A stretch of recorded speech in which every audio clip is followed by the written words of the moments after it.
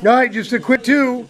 There's our finished product. We measured from the board that's, you know, under the chassis up to the hole, the center line of the hole on the other strut to see how high up it was. Because, like, again, we want to keep things as close to the same as we can get.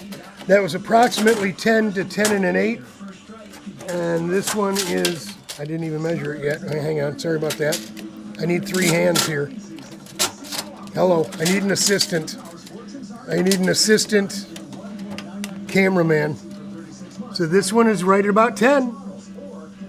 Let me sit you down for just a sec. Hang in there, folks. I know it's not aimed right, but just so we get it straight up. And it looks like it's just about to maybe 10 and yeah. So we're real close to the same. And that thing is on the same angle as the strut itself. I'll take you over and show you. I kind of put it, you know, on the same angle. And you can kind of see this one here. It's going to be real close. Maybe a little more straight up and down this one here. We could have moved this back and bent it some more to get it, you know, perfect. But we're looking pretty close to the same position because this tube is on a bit of an angle. This tube here is on a little bit of an angle. We do look like we're coming from pretty much the same. We'll have to measure from the rear cross tube here back to find out exactly where we're at. But that's as close as we're going to get. We can't, up here would be too far forward. I think we're good there. And this cart came with a bunch of extra stuff other than a chunk of lead.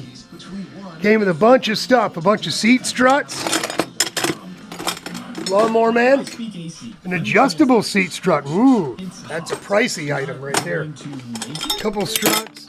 Came with a 2-stroke exhaust mount, a bunch of stuff. But we got all the washers and all the stuff we need to bolt the seat back in. So we're gonna go ahead and probably just make sure that this angle is right, because it still turns a little.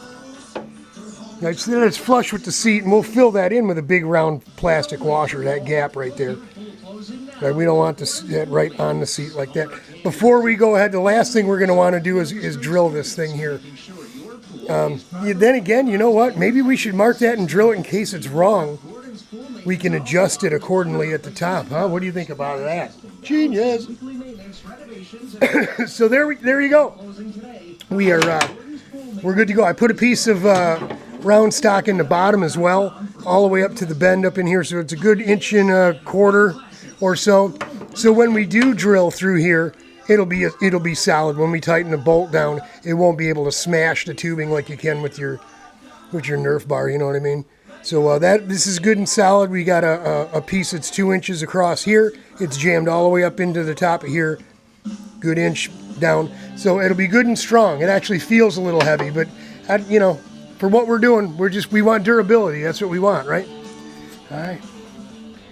I'm gonna go throw the lasagna into Emerald's. Yeah, you know what I'm talking about. The air fryer, and get us some dinner going.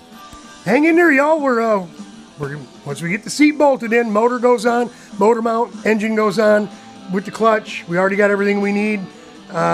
We're going to end up taking all this off. We're going to need to put a flat spot on the axle and some holes for the Tony Kart key, because we're going to have to move this to the inside, but that'll come later. But we should be able to have this bad boy done, I would think, pretty close to done by the weekend, unless we're waiting on chain, and it'll be ready for next week. John, Al, we're coming for you. Me and Bray will be meeting you at Fremont next week, and we'll take it for a ride. Hang in there, mark it on your calendar, Randy, Glenda. You have to come out and see us at Fremont. Not sure if it's going to be Wednesday or Thursday, but Wednesday is open practice, which not a lot of people do except us anyway. So there you go. Talk to y'all soon.